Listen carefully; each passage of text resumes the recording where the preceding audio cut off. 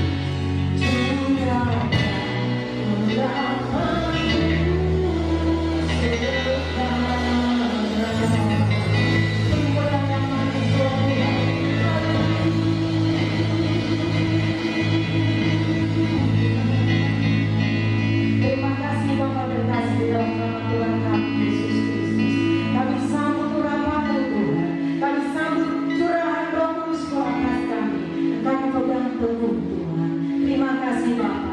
Urapi ibadah kami dari awal, pertengahan hingga pada akhirnya. Biarlah nama Tuhan ditinggikan. Biarlah Roh Kudus boleh menyala-nyala di dalam kehidupan kami, membakar kami senantiasa. Sebab tubuh kami yang sesungguhnya adalah bait Allah yang sesungguhnya Bapa. Bersemayamlah Engkau ya Roh Kudus di dalam hidup kami. Terima kasih Tuhan. Mari Bapak Ibu sekalian, sama-sama yang percaya kita katakan amin. Amin. Haleluya. Haleluya. Pada hari ini kita percaya, kita sama-sama menerima kuasa dari Tuhan. Pengurapan Roh Kudus tercurah pada pagi hari ini. Amin. Dan pada saat kuasa diberikan buat kita, Tuhan memberikan pula kunci kerajaan surga. Pada kuasa diberikan kepada kita untuk menaklukkan musuh-musuh kita. Haleluya. Mari kita terima kuasa daripada Tuhan.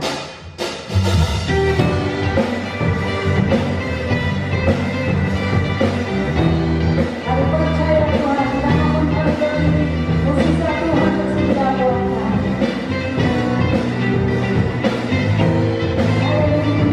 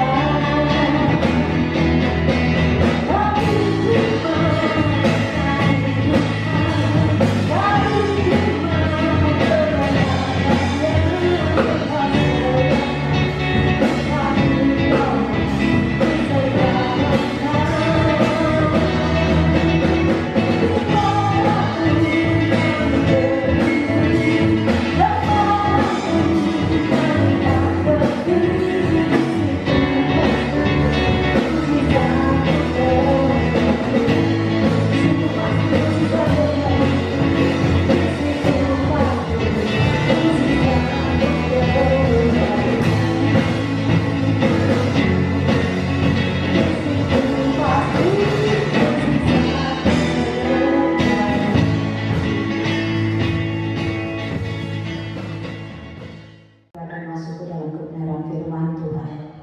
Pada saat ini kita percaya bahwa Roh Kudus adalah pribadi yang dikirim oleh Bapa Surga untuk menemani kita, untuk menghibur kita, untuk menolong kita dalam saat kita mengalami kesesakan.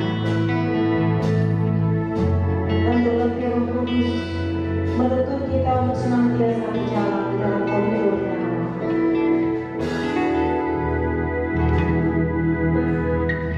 Saat ku dalam kesesakan, yang ku harap hanya Tuhan.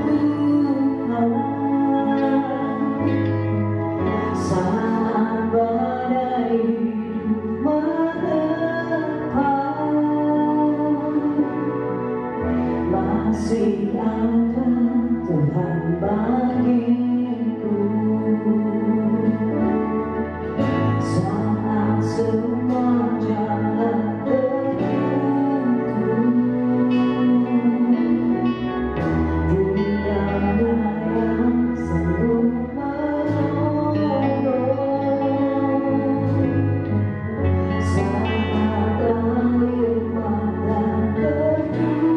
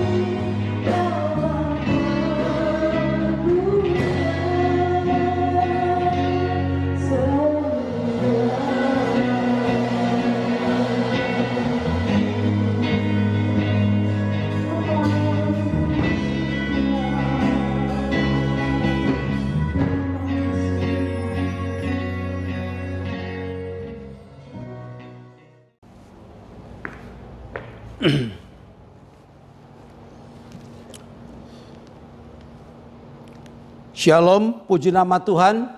Saudara-saudara, sidang Tuhan yang dikasihi oleh Tuhan kita Yesus Kristus, dan saudara-saudara yang seiman, kaum Kristiani, dimanapun saudara berada pada hari ini, yang menyaksikan daripada tayangan ibadah kami, saya percaya dan berharap bukan hanya sekedar menyaksikan, tetapi mari kita sama-sama boleh terlibat di dalam ibadah pada hari ini. Saudara-saudara kekasih dalam Tuhan, sungguh ini semuanya adalah merupakan bagian daripada pemeliharaan Tuhan atas kehidupan kita sebagai orang-orang percaya pada akhir zaman ini. Nah, saudara-saudara, hari ini atau ibadah pada minggu pagi hari ini adalah ibadah yang spesial atau ibadah yang khusus, di mana gereja-gereja Tuhan yaitu memperingati hari Pentakosta. Seluruh gereja Tuhan di muka bumi ini memperingati hari Pentakosta. Mengapa demikian pentingnya peringatan Pentakosta ini? Karena Pentakosta adalah merupakan nafas daripada kehidupan gereja Tuhan sampai pada akhir zaman ini. Kalau boleh saya feedback ke belakang, lintasan sejarah panjang daripada lahirnya Pentakosta, di mana bangsa Israel, kaum Israel memperingati hari Pentakosta, yaitu pada saat mereka sampai di Gunung Sinai dalam keluarannya mereka dari negeri Mesir. Ketika setiba di Gunung Sinai, maka di sana Allah memberikan 10 perintahnya atau 10 hukum Taurat bagi bangsa ini. Setelah 40 hari perjalanan, maka tibalah mereka di Gunung Sinai. Dan kemudian diperingati lagi oleh bangsa Israel yang disebut dengan Hari Raya Shavuot. Nah, yaitu Hari Raya Panen. Di mana ketika bangsa Israel masuk ke tanah Kanaan, setelah mereka masuk ke tanah Kanaan dan mereka mulai bertani atau mengusahakan mengolah tanah, hasil pertama atau panen pertama itu yang dibawa kepada Allah sebagai persembahan sulung, dan itulah yang dirayakan juga dalam Hari Raya Pentakosta atau Hari Raya Shavuot dalam lintasan Perjanjian Lama. Kemudian dalam lintasan Perjanjian Baru, sejarah Alkitab mencatat bagaimana ketika bangsa Israel atau kaum Yahudi memperingati Hari Raya Shavuot, mereka datang dari berbagai-bagai daerah, dari berbagai-bagai penjuru, daripada negeri-negeri yang lain. Mereka berkumpul di kota Yerusalem. Kemudian mereka juga merayakan Hari Raya Shavuot atau Hari Raya daripada hasil panen. Dan disitulah terjadi penggenapan firman Allah, Roh Kudus dicurahkan. Mereka menyaksikan bagaimana para murid-murid Yesus dan pengikut-pengikut Kristus, mereka diubahkan dengan hadirnya yang namanya Roh Kudus. Gereja Tuhan itulah yang pertama kali berdiri ketika murid-murid Yesus dan orang-orang percaya yang berjumlah 120 orang, mereka diurapi, dipenuhi dengan kuasa Roh Kudus. Dan Pentakosta ini terus berlangsung sampai pada hari ini, bahkan sampai pada kesudahan daripada zaman ini. Maka daripada itulah saudara-saudara kekasih dalam Tuhan, betapa pentingnya kita memperingati atau merayakan daripada Pentakosta ini sebagai bagian yang tidak terpisahkan dari perjalanan kerohanian dan pertumbuhan iman percaya kita masing-masing. Sebelum lebih jauh saya membawakan firman Allah, mari kita berdoa terlebih dahulu, mohon pimpinan daripada Roh Kudus atas pemberitaan firman-Nya.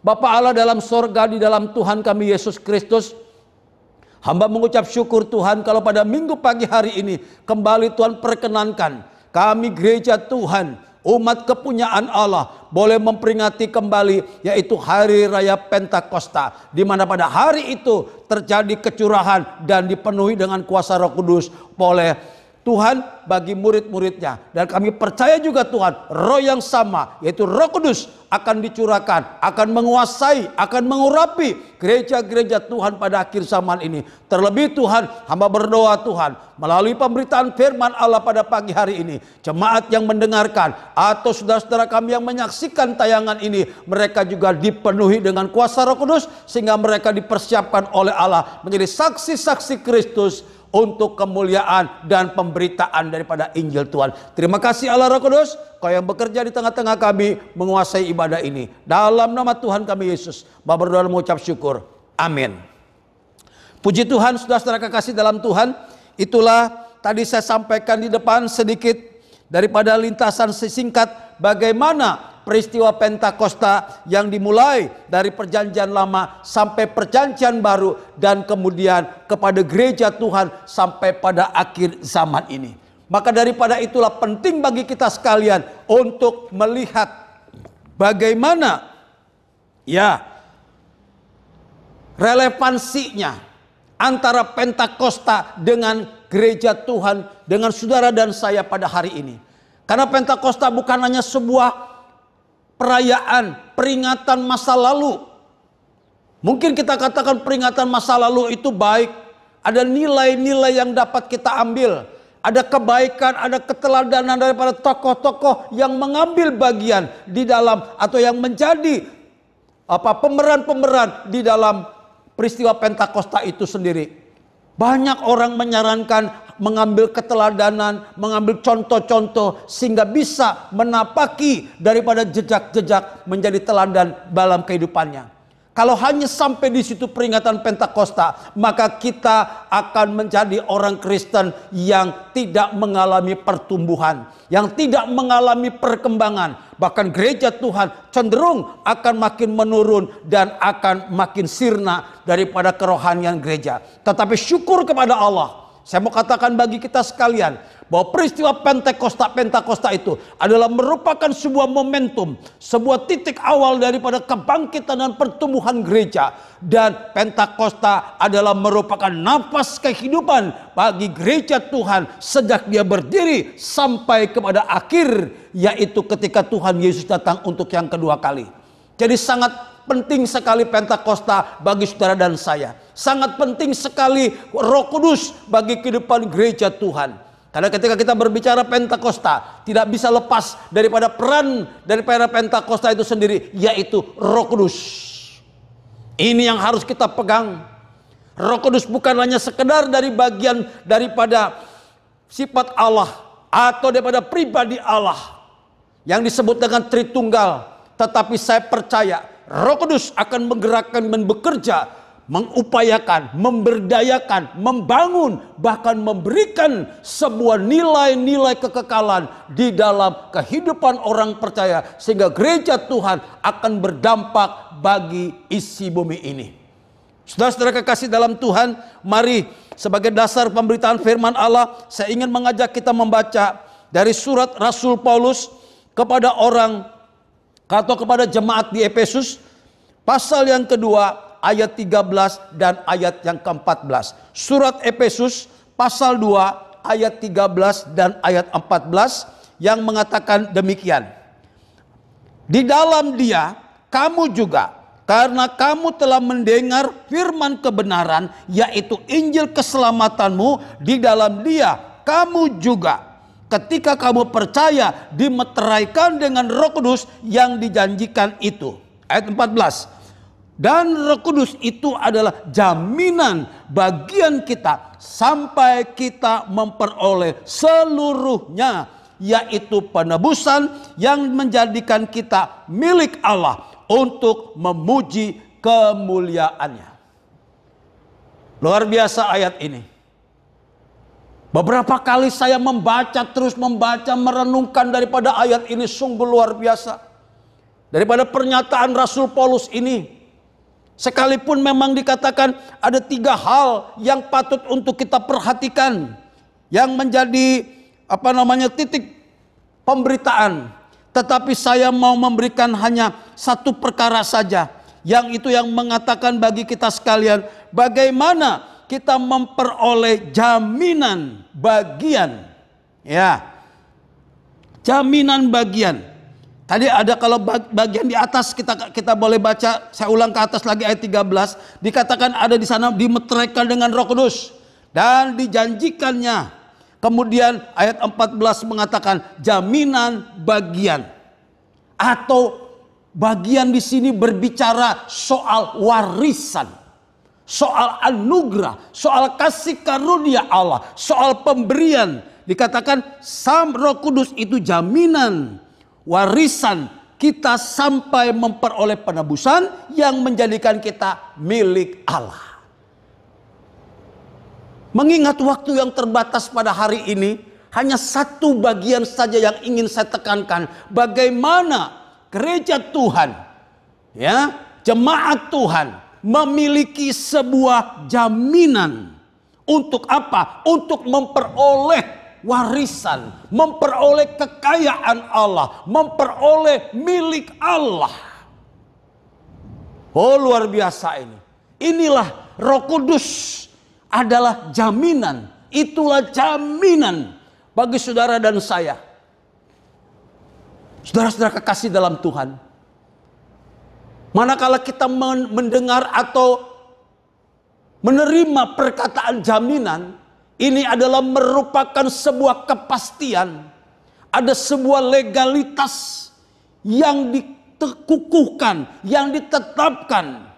Baik secara lembaga hukum dalam dunia ini, ataupun di dalam kehidupan kerohanian, adalah yang menjamin, adalah yang lebih berkuasa, yang lebih berhak dan yang lebih besar. Tidak ada yang lebih besar daripada dunia ini. Selain daripada Dia yang memberikan jaminan bagi orang-orang percaya, bagi saudara dan saya. Maka daripada itulah, pada pagi hari ini, judul renungan firman Allah saya beri judul, Roh Kudus jaminan bagi orang percaya. Wow, Roh Kudus adalah jaminan bagi saudara dan saya, bagi gereja Tuhan, bagi orang-orang pengikut Kristus. Ada sebuah jaminan, ada sebuah kepastian akan menerima seluruh bagian daripada kekayaan Allah, seluruh bagian daripada kasih karunia Allah, bagian daripada warisan yang disediakan bagi saudara dan saya sebagai murid-murid Yesus Kristus pada akhir zaman ini. Sungguh ini adalah sebuah hal yang patut dan sangat penting sekali untuk kita memaknai. Maka daripada itulah, kalau pada pagi hari ini saya ingin mengajak kita merenungkan, apakah relevansinya? Apakah kaitan yang eratnya antara dipenuhi dengan Roh Kudus, dengan urapan Roh Kudus? Ya, peristiwa 2000 tahun yang lalu di sebuah loteng di Yerusalem, di mana pada murid-murid Yesus mereka bertekun, berdoa, menantikan yaitu turunnya Roh Kudus. Sehingga pada waktu yang tepat, saatnya yang tepat, Roh Kudus itu dicurahkan dalam sebuah bentuk yang sungguh tidak terlihat, sungguh tidak dapat diprediksi oleh manusia. Dalam bentuk lidah-lidah api, dalam sebuah tiupan angin yang keras, bahkan menghinggapi daripada orang-orang yang berkumpul pada waktu itu. Saudara-saudara kekasih dalam Tuhan, hari inilah juga kita boleh merenungkan. Ada relevansi-relevansi yang patut untuk kita renungkan. Sehingga di dalamnya saudara dan saya memiliki sebuah kepastian di dalam iman percaya kita kepada Kristus Yesus. Sebagai referensi lainnya saya mau bacakan juga dalam surat Rasul Paulus juga kepada orang di Korintus, jemaat di Korintus, 2 Korintus pasal 1 ayat 21 dan ayat yang ke-22. Demikian firman Allah 2 Korintus pasal yang pertama 21 ayat 21 dan 22. Sebab Dia yang telah meneguhkan kami bersama-sama dengan kamu di dalam Kristus adalah Allah yang mengurapi, memeteraikan tanda miliknya atas kita dan yang memberikan Roh Kudus dalam hati kita sebagai jaminan dari semua yang telah disediakan untuk kita. Lihat, Roh Kudus diberikan sebagai sebuah jaminan dari semua yang disediakan untuk kita. Saudara-saudara kekasih dalam Tuhan, lewat 2 surat yang disampaikan baik kepada jemaat di Efesus maupun kepada jemaat di Korintus, di mana Rasul Paulus dalam pergumulannya, dia menghendaki jemaat yang dilayani, jemaat yang didirikan ini, mereka mengerti akan betapa pentingnya Roh Kudus itu sebagai jaminan untuk memiliki, untuk mendapat bagian seluruhnya dari kekayaan Allah. Bagian yang diperuntukkan bagi saudara dan saya. Kata asli daripada jaminan adalah dikatakan dengan bahasa yang disebut dengan arabon. Arabon ini adalah tanggungan atau uang muka. Tetapi saya lebih condong, lebih cenderung pada hari ini, sebagaimana juga kalau saya baca dalam referensi, John Stott juga mengatakan bahwa jaminan adalah merupakan tanggungan atau uang muka. Namun yang jauh lebih tepat adalah uang muka. Ya, jaminan sih oke, betul. Tanggungan juga termasuk di dalamnya. Mengapa demikian pentingnya?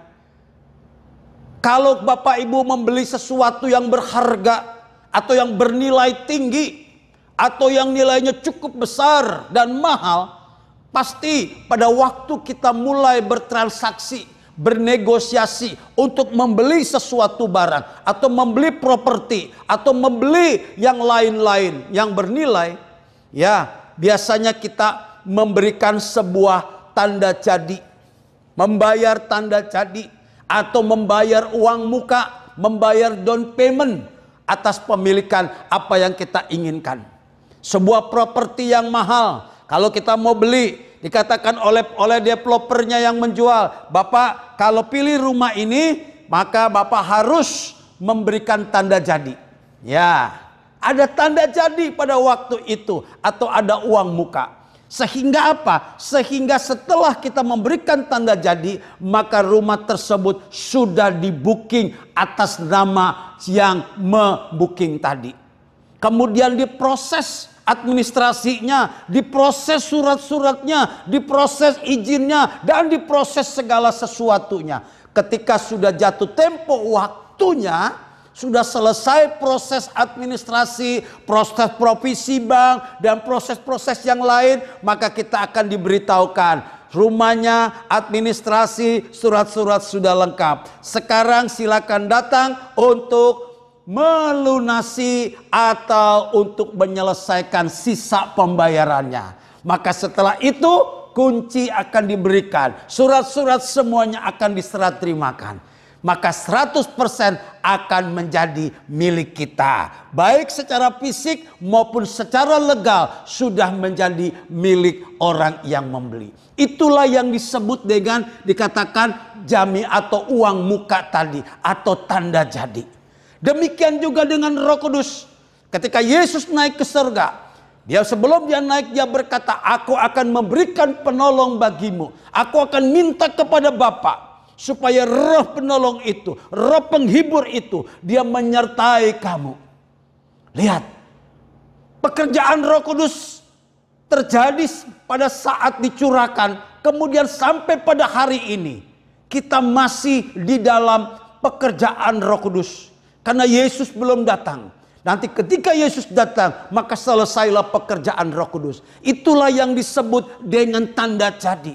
Roh Kudus merupakan legalnya Allah. Bukan sekedar legalnya Allah atas kepemilikan orang percaya dalam sebagai milik Allah. Tetapi juga mengandung, yaitu bagaimana Allah menyertai, Allah membimbing, Allah menguatkan, dan Allah memberikan sebuah kemampuan demi kemampuan bagi saudara dan saya di dalam menjalani kehidupan yang sampai pada hari ini kita jalani. Sungguh luar biasa penyertaan daripada Roh Kudus. Sekalipun mungkin tadi gambarannya saya katakan di depan hanya bersifat kecil, tetapi jauh lebih daripada itu peranan Roh Kudus. Dia bukan hanya sekedar memberikan jaminan, tetapi dia merupakan sebuah tanda sah. Ini adalah milik Allah. Ini adalah murid-muridku. Ini adalah milikku, saudara dan saya. Dan saudara sudah memiliki sebuah kepastian akan jaminan yang Allah sudah berikan. Yang Allah sediakan. Yaitu apa tadi? Kalau kita baca kembali di dalam Efesus pasal yang pertama ayat 14. Yang katakan sampai memperoleh seluruhnya. Yaitu penebusan yang menjadikan kita milik Allah. Oh, luar biasa. Luar biasa. Sampai penebusannya itu sempurna. Sampai penebusannya itu menjadi sebuah realita. Di dalam kita menerima, yaitu hidup yang kekal di dalam Yesus Kristus. Yesus sudah menyelesaikan proses penebusan di atas kayu salib. Kemudian dalam kemenangannya, lewat kebangkitannya pada hari yang ketiga, Yesus sudah memberikan sebuah jaminan kemenangan bagi orang percaya. Tetapi proses penebusan ini belum selesai, belum tuntas. Sampai kapan? Sampai Yesus datang kembali untuk yang kedua kali. Ketika dia datang sebagai raja, ketika dia datang sebagai hakim yang agung, maka di sanalah saudara akan dipulihkan daripada hak, martabat, dan kekayaan yang Tuhan sudah janjikan. Sehingga engkau boleh memerintah bersama-sama dengan Kristus bagi kemuliaan namanya. Maka daripada itulah Roh Kudus inilah yang sekarang sedang bekerja di dalam kehidupan kita. Sangat penting sekali. Karena tanpa Roh Kudus, saudara dan saya, gereja Tuhan, kita akan menjadi lemah. Kita hanya sekedar monumen-monumen, peringatan. Engkau hanya semua dicatat dalam sebuah lintasan sejarah tanpa terjadi sebuah pergerakan, tanpa sebuah terjadi pertumbuhan, tanpa terjadi sebuah movement yang besar-besaran. Namun bukan itu yang Tuhan mau. Bukan sekedar diingat sebagai sejarah, tetapi harus menjadi sebuah pergerakan, harus menjadi sebuah motivasi untuk mengadakan semakin hari makin terjadi pertumbuhan, yaitu kerajaan Allah atas dunia ini. Gereja tidak bisa dikalahkan hanya dengan aniaya. Gereja tidak bisa dimusnahkan dengan sebuah intimidasi, kelaliman dari penguasa-penguasa. Sudah terbukti, sudah dalam lintasan sejarah yang panjang. Sampai pada hari ini tetap berdiri. Ini semuanya karena apa? Bukan karena kekuatan kita. Bukan karena kemampuan kita sebagai gereja Tuhan. Tetapi karena Roh Kuduslah yang sudah memberikan kekuatan dan kemampuan bagi saudara dan saya. Betapa pentingnya peranan Roh Kudus dalam hidupmu dan hidup kita sekalian. Tanpa Roh Kudus kita tidak bisa mengalami sesuatu hal yang baik dan yang luar biasa. Kita akan menjadi hilang, menjadi musnah oleh karena tidak ada Roh Kudus. Maka daripada itulah, bukan hanya sekedar gereja-gereja Tuhan yang bernapaskan beraliran Pentakosta, ya, tapi saya percaya gereja-gereja denominasi lain pun mereka ada Roh Kudus. Tetapi namun demikian, saudara dan saya yang ditempatkan oleh Allah sebagai orang percaya yang bertumbuh dan lahir di aliran gereja Pentakosta, kita harus menjadi pelopor, kita harus menjadi motor penggerak, kita harus menjadi motivator untuk terjadinya kepenuhan dan pengurapan Roh Kudus atas gereja Tuhan pada akhir zaman ini. Bukan hanya 2000 tahun yang lalu para murid yang dipenuhi dan diurapi Roh Kudus. Tapi saudara dan saya, kau harus setiap hari, setiap waktu dalam pimpinan dan pengurapan kuasa Roh Kudus. Itulah yang memampukan kita untuk dapat bertahan dan dapat mempengaruhi kehidupan ini sesuai dengan pertolongan Tuhan. Nah, saudara kekasih dalam Tuhan, itulah jaminan yang Tuhan berikan.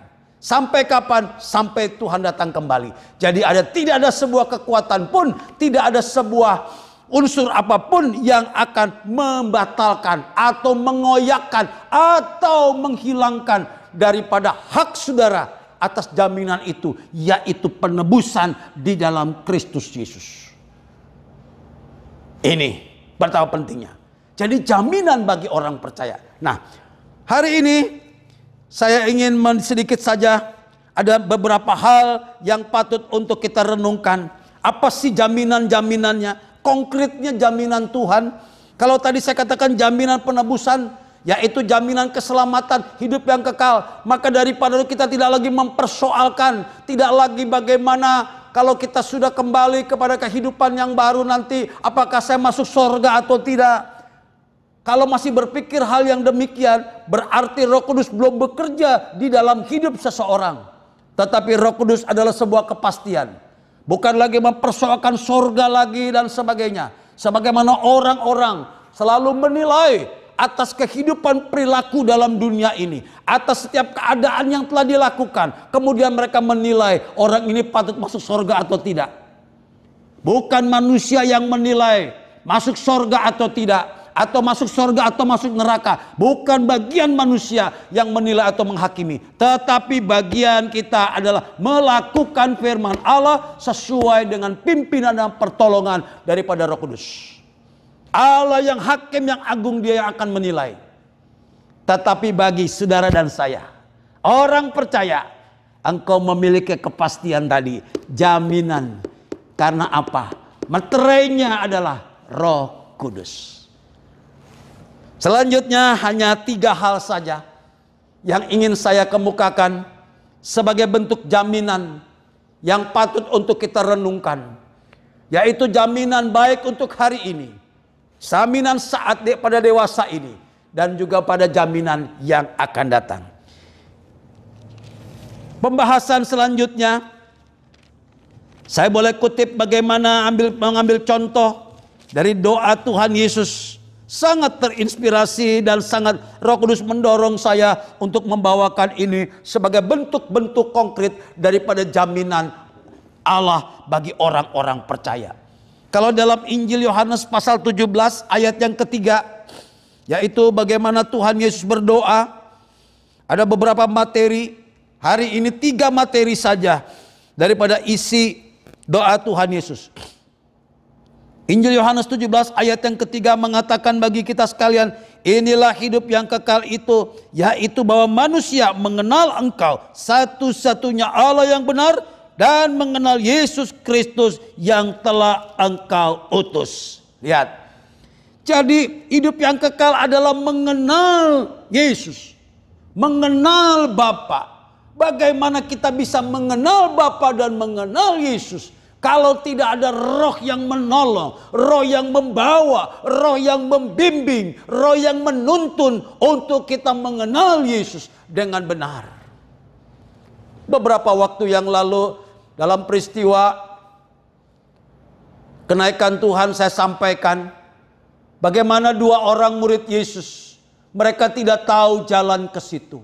Sekalipun sudah lama bergaul dengan Yesus, tapi mereka tidak mengenal Yesus secara pribadi. Maka pada minggu pagi saya ingin menekankan kembali betapa pentingnya bagi kita sekalian mengenal Yesus secara pribadi. Mengenal Yesus di dalam keilahiannya. Maka daripada itu unsur yang menolong, unsur yang mendorong, unsur yang membimbing saudara dan saya, membimbing rohani kita untuk mengenal Yesus dan mengenal Bapa, hanya satu pribadi, yaitu Roh Kudus. Hanya Roh Kudus yang dapat memampukan. Sehingga dia akan menghalau, akan mengatasi segala bentuk-bentuk kegelisahan di dalam kehidupan kita hari-hari ini. Ada berapa banyak orang yang mengalami kegelisahan, ketakutan dan kecemasan. Kalau dalam ibadah kenaikan saya katakan sumber kegelisahan karena mereka tidak mengenal. Hari ini juga dapat saya tekankan sedikit saja. Bagaimana ketika tidak mengenal Yesus, maka akan terjadi kegelisahan demi kegelisahan. Ketakutan, kecemasan dan sebagainya. Itulah yang terjadi. Baik menghadapi hidup hari ini, baik menghadapi berbagai-bagai tantangan dan pergumulan, maupun menghadapi masa atau waktu yang akan datang. Sehingga ada upaya, ada usaha yang terus-menerus dikerjakan. Sekalipun itu tanpa tujuan. Tidak jelas apakah itu mencapai tujuan atau tidak. Namun saya mau katakan, pada waktu kita dalam pimpinan bimbingan Roh Kudus, saudara dan saya, firman Allah memberikan jaminan. Engkau tidak perlu gelisah dan takut lagi akan hari esok. Karena Yesus naik ke surga menyediakan tempat bagi saudara dan saya. Apabila tempat sudah tersedia, firman Allah mengatakan, aku akan datang kembali membawa kamu ke tempat di mana aku berada, kamu pun berada. Maka daripada itu saudara-saudara sekalian, bagaimana sikap kita? Orang yang sudah memiliki kepastian akan jaminan yang pertama, yaitu hidup yang kekal.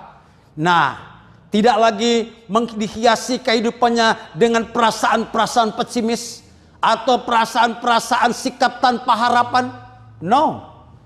Gereja harus memiliki sebuah optimis yang tinggi. Gereja tidak lagi mempermasalahkan atau mendiskusikan tentang kehidupan kekal, tentang sorga lagi. Karena sorga sudah menjadi bagian saudara dan saya. Yang pasti, sekali lagi, di dalam pimpinan Roh Kudus, engkau mengenal Dia.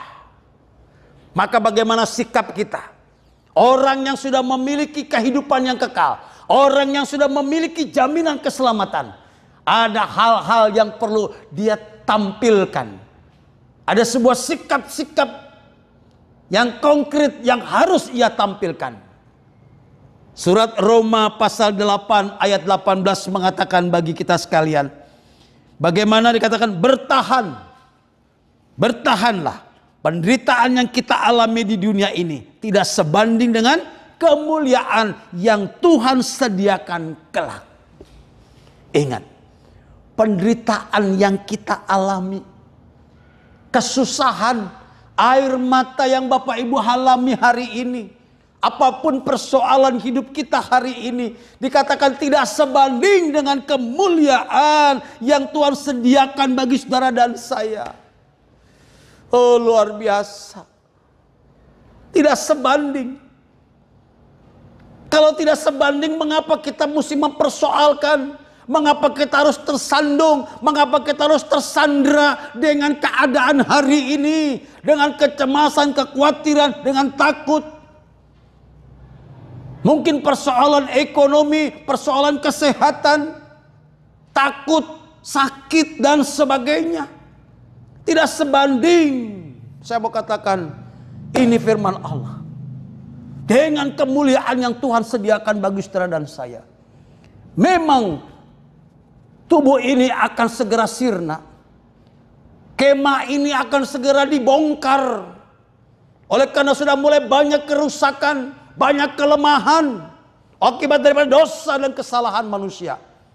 Tetapi ingat, Tuhan Yesus sudah menyediakan kemah yang baru, kemah yang kekal bagi saudara dan saya. Adakah hal ini menjadi kerinduan bagi kita masing-masing? Adakah hal ini menjadi target utama dalam hidup kita masing-masing? Kalau ini menjadi target utama kita, menjadi fokus perhatian kita, fokus tujuan hidup kita, perkara-perkara yang jasmani, itu tidak lagi akan menghambat daripada perjalanan rohani-rohani kita masing-masing. Namun demikian Allah tidak pernah tinggal diam. Allah tidak pernah membiarkan kehidupan kita dalam keadaan susah, sulit, miskin, dan sebagainya, hina dan sebagainya. Tidak. Ingat status kita masing-masing. Engkau adalah milik-miliknya Allah.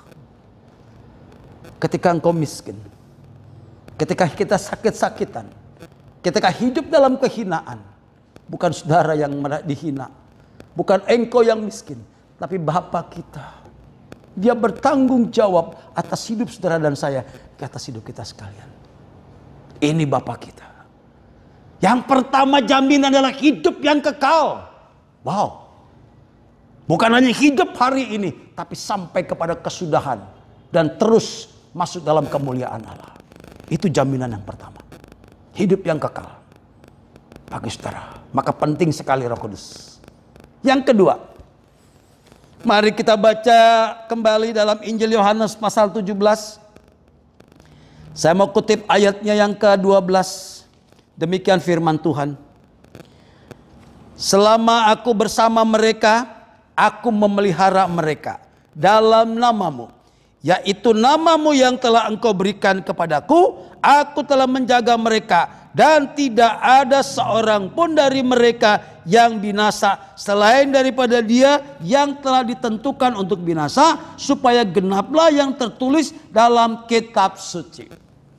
Jaminan yang kedua adalah, lihat, Tuhan katakan apa tadi? Memelihara mereka. Jaminan yang kedua adalah pemeliharaan Kristus, pemeliharaan Allah. Dipelihara saudara dan saya. Oh luar biasa. Ini yang seringkali banyak kita tidak menyadari. Seolah-olah kita menghidupi hidup ini dengan kedua tangan, dengan kemampuan yang kita miliki. Dengan apa potensi yang kita miliki. Seolah-olah itu yang menjadi kebanggaan daripada manusia. Sukses yang dia terima seolah-olah merupakan buah tangannya, buah kerja keras yang ia lakukan selama ini. Memang itu yang nampak. Tetapi ingat, ada kekuatan yang luar biasa yang mengerjakan di dalam hidup orang-orang percaya. Ada intervensi ilahi, yaitu Roh Kudus. Yang memberikan kemampuan, yang memberikan roh, yang memberikan kekuatan bagi hidup saudara dan saya. Untuk mengalami dan mengatasi setiap persoalan. Kita tahu Allah turut bekerja bersama-sama. Untuk mendatangkan kebaikan. Untuk mendatangkan keberhasilan. Untuk mendapatkan sukses. Untuk mendapatkan mahkota-mahkota. Apa yang Bapak Ibu cita-citakan dalam kehidupan ini. Jaminannya adalah pemeliharaan Allah. Bukan sekedar makan, minum, dan pakai yang Allah jamin bagi saudara dan saya. Itu merupakan jaminan yang primer. Itu merupakan jaminan daripada Allah yang sangat-sangat pokok bagi saudara dan saya. Ketika Allah mengeluarkan umat Israel, keturunan Yakub dari tanah Mesir, apakah Musa dengan imam-imam yang lain berpikir bagaimana perjalanan kita? Cukup airkah? Cukup pangankah? Mereka tidak benar berpikir sampai sejauh itu. Apalagi mereka harus berputar-putar selama 40 tahun. Siapa yang mampu menyediakan makan bagi mereka? Menyediakan air minum bagi mereka di tengah-tengah padang gurun. Selain daripada Allah yang menciptakan langit dan bumi dalam Kristus Yesus. Tidak ada yang sanggup. Tidak ada yang sanggup. Setiap pagi Allah turunkan mana. Turun di padang. Mana menjadi makanan mereka. Allah membukakan gonong-gonong batu, mengeluarkan air yang jernih untuk dapat diminum oleh bangsa itu. Bahkan satu ketika Allah pun menurunkan makanan yang lezat. Ada daging-daging yang Tuhan kirimkan bagi orang Israel. Wow, ini jaminan Allah. Tidak pernah dipikir. Apa yang tidak pernah dipikir oleh pikiran kita. Tidak pernah dilihat oleh mata. Firman Allah mengatakan itu disediakan bagi orang-orang percaya. Saya mau katakan bagi kita hari ini. Sekalipun situasi masa-masa sulit. Sekalipun kehidupan kita sedang mengalami krisis demi krisis terjadi. Tapi Allah yang kita sembah dalam Kristus Yesus. Dia jauh lebih berkuasa. Dia lebih kaya daripada kekayaan dunia ini. Maka dia pelihara, dia bertanggung jawab atas saudara dan saya. Dipelihara kesehatanmu. Dipelihara bakul nasimu, dipelihara rumah tanggamu, dipelihara pikiranmu sehingga pikiran kita boleh menjadi pikiran yang sehat dan terus mengalami kebijakan demi kebijakan daripada Allah. Sehingga kau menjadi orang-orang yang dipandang dalam lingkungan. Kau orang-orang yang dipakai oleh Allah, cakap melakukan segala perkara dalam hidup ini. Kau bukan orang yang kalah, tapi engkau adalah orang-orang yang menang. Karena Tuhan sudah mengerjakannya lewat penyertaan kuasa Roh Kudus. Luar biasa. Maka daripada itu Bapak Ibu sekalian, di dalam menjalani hidup ini, ya, kita tidak sendiri. Bapak Ibu tidak sendirian. Ada kekuatan yang menopang. Ada kekuatan yang menolong kita. Sekali lagi, Dia adalah Roh Kudus. Ya, adalah Roh Kudus. Memang mustahil bagi manusia pemeliharaan Allah, tapi tidak mustahil bagi Allah. Ingat baik-baik. Allah memelihara. Dia tidak ada satupun yang dicuri. Tidak ada seorang pun dari mereka yang binasa. Tidak ada seorang pun dari mereka yang kelapar, yang terkapar oleh karena berbagai kesulitan kehidupan ini, yang dirampas oleh kuasa kegelapan, yang ditawan oleh berbagai roh-roh dunia ini. Tidak ada. Kalau engkau ada Roh Kudus. Kalau ada Roh Kudus, selalu saya berkatakan, kalau ada Roh Kudus, kuasa iblis tidak mampu mengintervensi kehidupan kita. Kuasa santet, tenung, apapun yang dikerjakan oleh manusia lewat kuasa kegelapan tidak akan mampu. Bukankah firman Allah mengatakan, Sekalipun kau minum racun, tapi kau tidak akan mati. Kenapa? Karena roh yang ada di dalam hidup orang percaya lebih besar daripada roh yang ada hidup dalam dunia ini. Ini jaminan. Maka tidak perlu khawatir. Kalau orang Kristen masih kesurupan, orang Kristen masih percaya santet, masih percaya dukun, masih percaya segala roh-roh tenung dalam dunia ini, artinya Roh Kudus belum ada di dalam diri kita. Belum ada dalam diri saudara sekalian. Tapi hanya roh dunia. Ingat baik-baik. Mulai hari ini, keluarkan roh-roh dunia dalam setiap kehidupan kita masing-masing. Jangan pernah dia berkuasa. Karena yang ada hanya kegelisahan, ketakutan, kecemasan. Menjadi hamba dosa. Hidup dalam perhambaan senantiasa. Tidak pernah menjadi orang merdeka. Ingat, kita sudah ditebus. Penebusan adalah kekayaan Allah.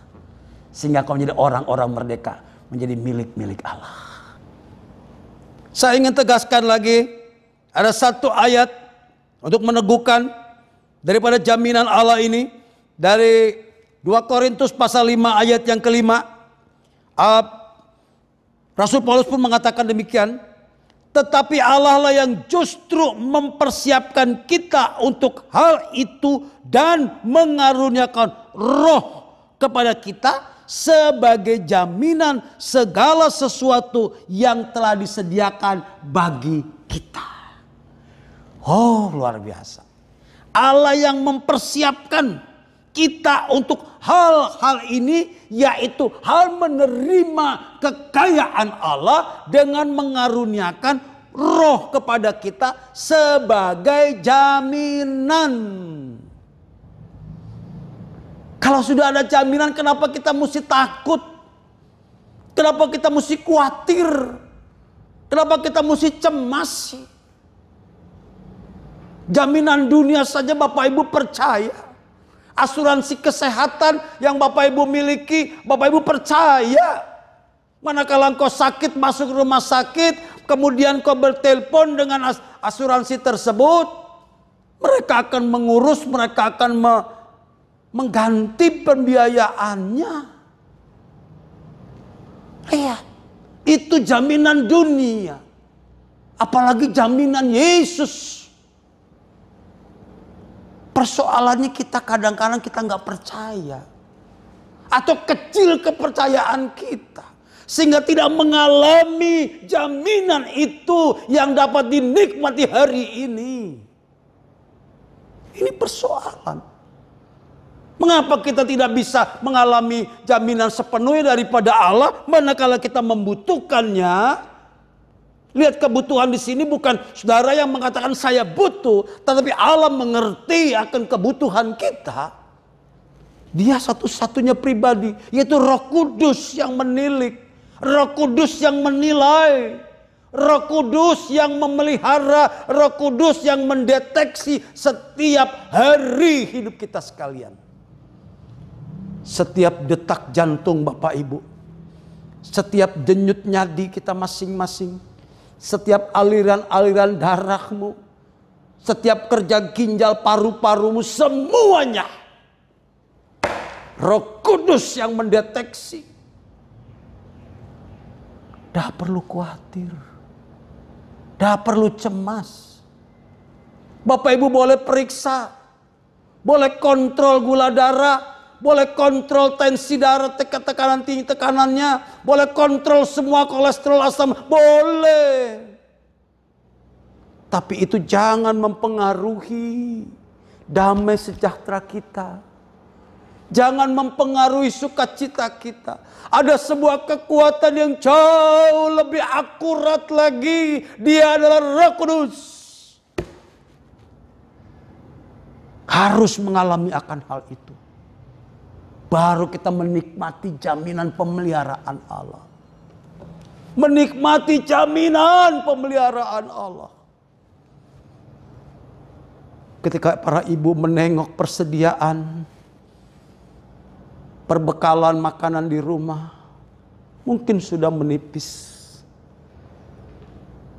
Ketika para bapak mungkin sudah melihat koceknya, dompetnya sudah mulai tipis. sedangkan hari esok dan selanjutnya masih memerlukan. Gak perlu khawatir. Bukankah Roh Kudus sudah tahu isi dompet kita masing-masing? Bukankah Roh Kudus sudah tahu apa yang kita sedang hadapi hari-hari ini? Maka daripada itu mari kita belajar mengenal Dia. Yang pertama tadi, jaminan hidup yang kekal itu mengenal Yesus. Datang pada Dia, bercerita dengan Dia dalam keluhan-keluhan yang tidak terbataskan. Maka Roh Kuduslah yang akan mendorong, akan membawa keluhan-keluhan kita. Oh, Tuhan mau kita boleh bergaul karib dengan Tuhan sebagai sang pemelihara hidup saudara dan saya. Luar biasa. Jaminan yang kedua, pemeliharaan. Sekarang yang ketiga, jaminan yang terakhir. Saya mau bacakan ayat 15. Demikian firman Tuhan dari Injil Yohanes pasal 17 ayat 15. Aku tidak meminta supaya engkau mengambil mereka dari dunia, tapi supaya engkau melindungi mereka daripada yang jahat. Nah, ini doa Tuhan Yesus. Ketika dia mau pulang ke sorga, mau kembali, Tuhan katakan, aku tidak meminta dia kembali, tapi yang aku minta adalah melindungi dia daripada yang jahat. Jadi jaminan yang ketiga adalah jaminan perlindungan. Proteksi. Yang daripada Allah dilindungi. Ada kekebalan, ada imam dalam hidup kita. Atas setiap intervensi kuasa kegelapan, atas setiap rampok-rampokan, ada segala macam yang sedang menghadang kehidupan manusia. Apakah itu benih-benih penyakit, virus COVID-19? Ada perlindungan, ada proteksi, ada imunitas Roh Kudus. Itu yang harus menjadi kepentingan yang utama dalam hidup ini. Dipelihara. Tidak lagi dirampas kesehatanmu. Tidak lagi dirampok daripada ekonomimu oleh dunia ini. Melalui berbagai macam kebutuhan. Melalui berbagai hal yang akhirnya kalau terjadi kebocoran-kebocoran ekonomi dalam hidup ini. Karena ada pengendalian daripada Roh Kudus. Sehingga manajemen keuanganmu juga akan makin terkontrol dengan baik dan rapi. Kenapa? Karena ada pengendalian diri. Karena ada menahan diri. Mampu memilah mana yang menjadi kebutuhan dan keinginan. Sehingga selamatlah ekonomimu hari-hari selanjutnya. Bukan Tuhan tidak memberkati. Kadang-kadang persoalannya banyak keinginan-keinginan. Yang memang sebetulnya kita tidak butuh. Tetapi untuk menjaga gengsi, menjaga kesenangan, maka mulai melakukan hal-hal yang tadi membelanjakan segala sesuatu yang bukan roti. Kata firman Tuhan. Maka yang pasti memang timbul kekurangan dan kesulitan. Karena belanjanya bukan roti. Tapi kalau Bapak Ibu mengutamakan yang terlebih dahulu yang pokok, percaya. Tuhan yang memelihara. Tuhan yang memberikan perlindungan. Lihat. Dia menjaga saudara dan saya. Orang percaya dijaga oleh Allah. Bahkan pemazmur katakan seperti biji matanya Tuhan. Wow. Dijaga sedemikian rupa. Jangan sampai jatuh. Jangan sampai tergelincir. Jangan sampai menghadapi persoalan. Kalaupun menghadapi masalah, maka dia akan menolong dan menopang saudara. Dipelihara ke saat kedua. Dan yang ketiga tadi, dilindungi daripada segala yang jahat. Daripada setiap intervensi kuasa kegelapan. Roh-roh dunia ini, engkau dilindungi. Tidak ada satupun yang dicuri. Tidak ada satu domba pun yang tercuri. Kenapa? Karena dilindungi. Sebagaimana Ayub dilindungi oleh Allah. Ayub dilindungi oleh Allah. Sekalipun mungkin materi hartanya habis. Anak-anaknya. Bahkan istri sudah mulai berpaling. Tapi rohnya tetap dilindungi oleh Allah. Ini yang penting bagi kita. Roh kita tetap kuat. Rohani kita tetap, sekali Yesus tetap Yesus. Jangan pernah bergeser. Jangan pernah mundur dari murid Yesus. Manakala engkau mengingkari iman, kau mengambil jalan sendiri, maka disitulah akhir daripada kehidupan itu. Maka disitulah awal daripada kebinasaan. Ketika engkau mengingkari iman kepada Yesus. Demikian juga saya berpesan kepada orang-orang yang belum menerima Yesus. Hanya satu jalan keselamatan, jalan Yesus. Hanya satu yang mampu menangkal, mampu mengalahkan daripada roh-roh dunia ini. Hanya Roh Kudus. Tanpa intervensi Roh Kudus, kita tidak akan kuat. Tidak akan kuat. Beberapa hari yang lalu, ada seorang pemuda tua datang kepada saya. Dia berkata, Pak, Bapak bisa bantu doa saya? Untuk apa? Saya perlu pelepasan, Pak. Oh, pelepasan. Dalam hal apa? Saya diikat oleh santet, Pak. Sehingga sampai hari ini usia saya sudah mau 50 tahun. Saya belum bisa menikah. Karena saya disantet oleh mantan pacar saya dulu. Oh, begitu. Saudara orang Kristen? Ya, Pak, saya orang Kristen. Saya sudah dibaptis, Pak. Kemudian saya datang kepada gembala saya. Dikatakan, oh saya tidak bisa. Cari aja gereja, pendeta gereja yang lain yang bisa. Dikatakan demikian. Cari gereja pendeta lain yang bisa. Hati saya sedih. Kenapa pendeta bisa menolak demikian? Dia saya sibuk katanya. Sibuk, ada pelayanan, pergi ke daerah-daerah. Lihat. Bertahun-tahun ditawan oleh roh santet tadi. Saya katakan tidak sekarang. Minggu depan kau mau kembali. Lihat. Saya mau uji dulu. Benar apa? Sungguh atau tidak. Bukan saya tidak mau melakukan. Tapi saya tunggu konfirmasi daripada Roh Kudus. Saya percaya roh santet tidak akan mempan. Akan dipatahkan, dikalahkan. Oleh karena ada Roh Kudus. Maka daripada itu Bapak Ibu sekalian, orang percaya, mari kita dipenuhi dengan Roh Kudus. Berdoa dalam pimpinan Roh Kudus. Hidup dalam kebenaran firman Allah. Itulah yang menjadi kekuatan bagi kita sekalian. Maka iman kita tidak akan tergoncang.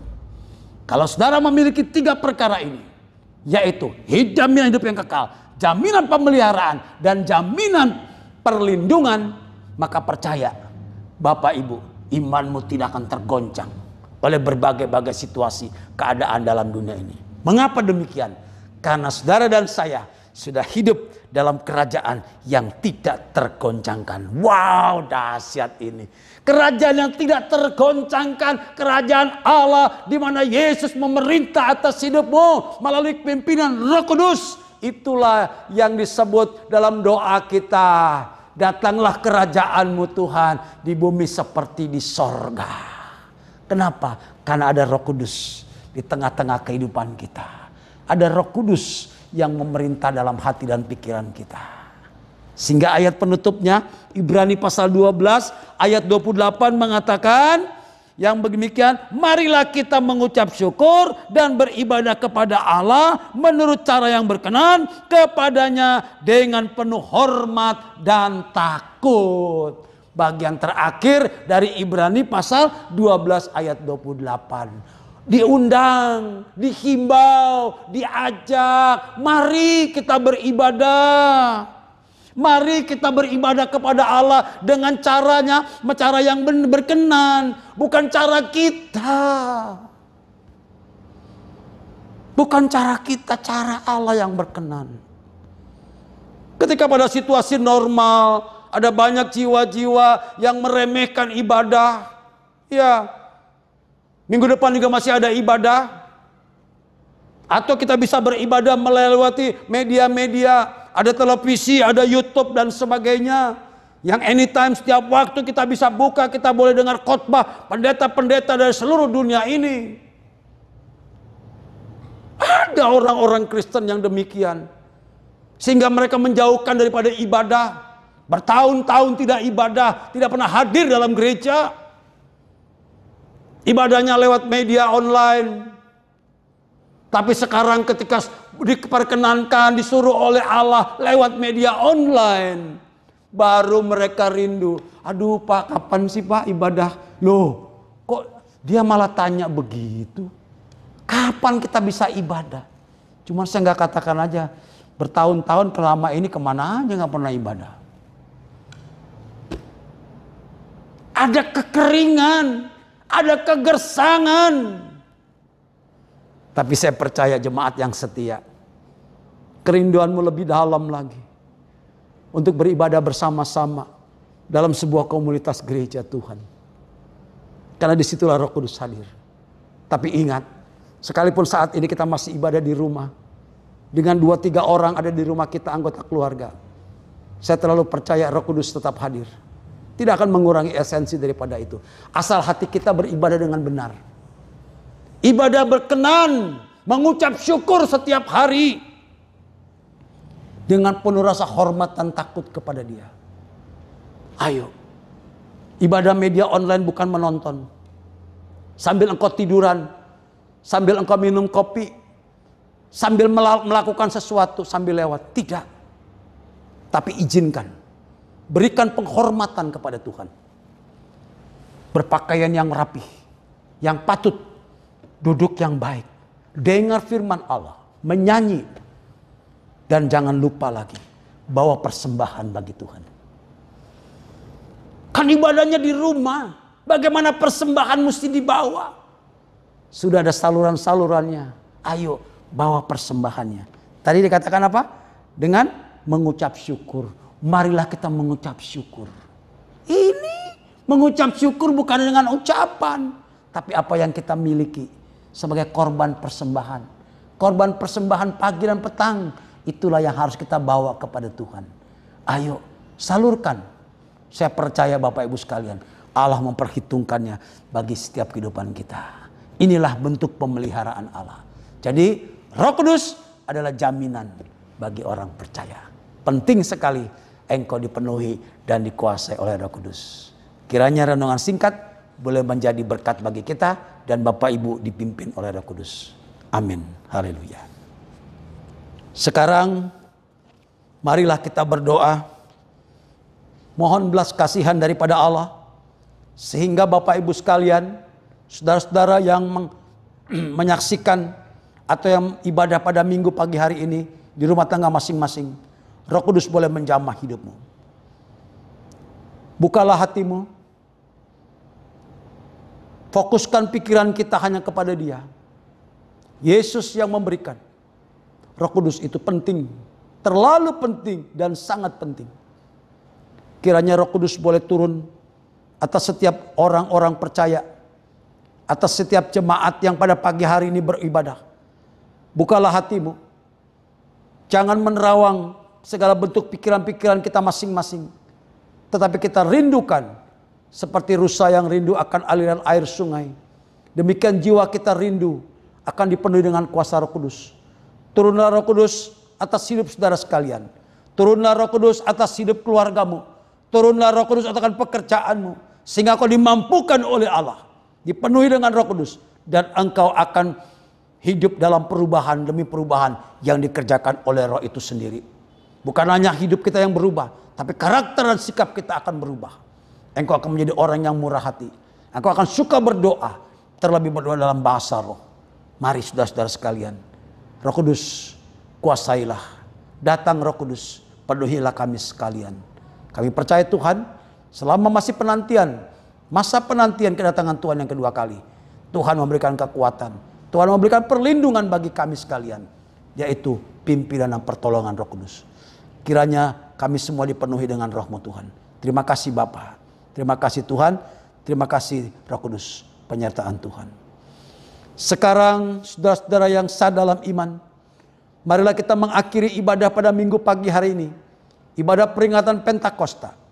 Kiranya saudara sekalian terus dipenuhi dengan Roh Kudus. Ketika kau hidup berkenan di hadapan Tuhan. Tuhan memberkati engkau dan melindungi engkau. Tuhan menyinari kau dengan wajahnya dan memberikan kau kasih karunia.